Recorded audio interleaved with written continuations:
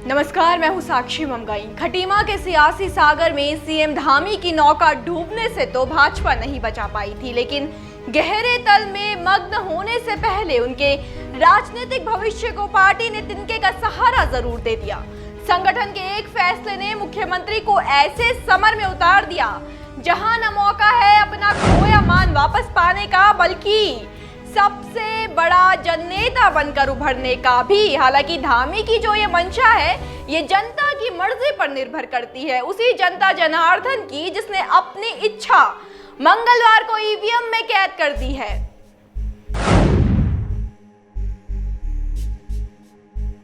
भाजपा उम्मीदवार पुष्कर सिंह धामी, कांग्रेस प्रत्याशी निर्मला गहतोड़ी, सपा समर्थित उम्मीदवार मनोज कुमार भट्ट और निर्दलीय प्रत्याशी हिमांशु गटकोटी। चंपावत की जनता ने अपने फैसले के साथ साथ इन 4 प्रत्याशियों का भाग्य भी ईवीएम में कैद कर लिया है। मंगलवार को वोटिंग के दौरान की जो तस्वीरें चंपावत से सामने आई है, उन्हें देखकर कहा जा सकता है कि जितना उत्साह उम्मीदवारों और पार्टियों में प्रचार को लेकर दिखा था, उतने ही उत्साहित वोटर्स भी थे अपने मत के उपयोग को लेकर। बता दें कि मतदान के शुरुआती 2 घंटों में ही 18% वोट डाल दिए गए थे।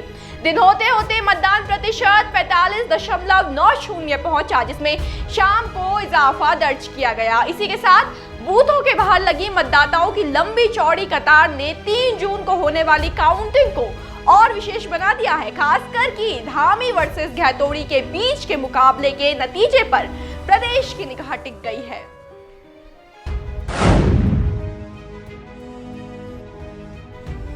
चंपावत की सरजमीन पर भले ही लड़ने वाले 4 शूर हो, लेकिन यहाँ पुष्कर सिंह धामी और निर्मला गहतोड़ी के बीच की टक्कर सबसे दिलचस्प है। वास्तव में इन दोनों का टकराव प्रदेश की 2 मुख्य पार्टियों के बीच की लड़ाई है। देखिए, हालांकि धामी और गहतोड़ी के चेहरे पर उपचुनाव हो रहा है, लेकिन वो शक्तियां जो पर्दे के पीछे से तार खींच रही है, उनके लिए हार जीत दल की प्रतिष्ठा पर सवाल या फिर फजीहत का कारण है। इसलिए विधानसभा चुनावों के बाद अब विधानसभा उपचुनाव में भी दोनों पार्टियां दमखम से अपने अपने विपक्ष का सामना कर रही है। ये तो शुरुआत में विश्लेषकों के विचार से विजय सीएम के पाले में थी और एक तरफा थी, लेकिन फिर भी चंपावत उपचुनाव में जो कांग्रेस ने अपना प्रत्याशी उतारा, त्यों सारे समीकरण बदल गए। लेकिन कैसे?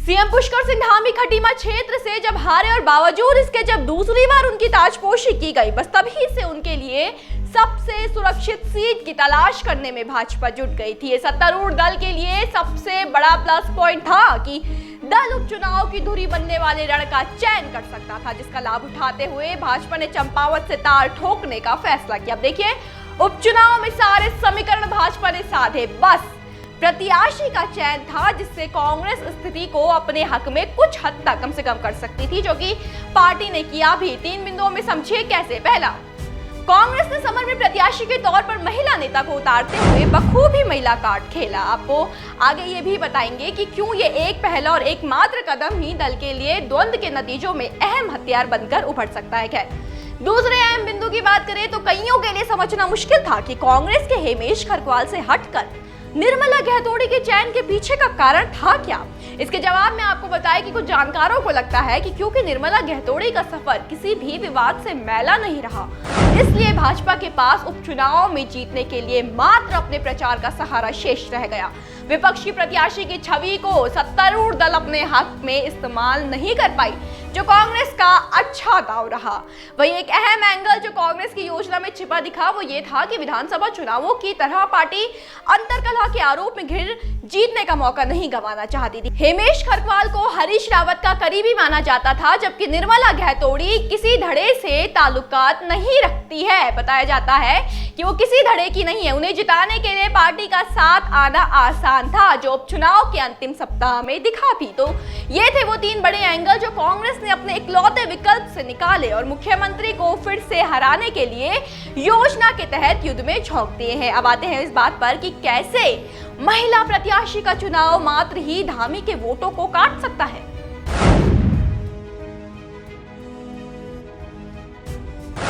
चंपावत विधानसभा में 96,213 मतदाताओं को अपने अधिकार का प्रयोग करना था। वोटिंग से पहले ही ये बात बार बार कही गई कि महिलाओं की भूमिका उपचुनाव में मुख्य रहेगी। ऐसा इसलिए क्योंकि चंपावत विधानसभा क्षेत्र के 151 मतदान केंद्रों में से 93 मतदान केंद्रों में महिलाएं मतदान करने में पुरुषों से आगे रही थी। विधानसभा चुनावों में चंपावत सीट में पुरुषों की तुलना में 1834 अधिक महिलाओं ने वोट डाले थे। यह आंकड़ा काफी है बताने के लिए कि क्यों महिला प्रत्याशी का चुनाव कांग्रेस के अंक बढ़ा सकता है। इस तथ्य से भाजपा भी परिचित थी। यही कारण है कि भाजपा ने पूरी तरह से महिला मतदाताओं को रिझाने की कोशिश की। इसके लिए धामी सरकार 2.0 की एकमात्र महिला मंत्री रेखा आर्य आचार संहिता लागू होने के बाद लगातार चंपावत विधानसभा क्षेत्र के बनबसा और बाकी इलाकों में डेरा डाले हुई थी। वैसे देखा जाए तो धामी की जीत हो या निर्मला घैतोड़ी की, प्रत्याशी की विजय गाथा में पार्टी के समर्थन का गुणगान गाना तो बनता है।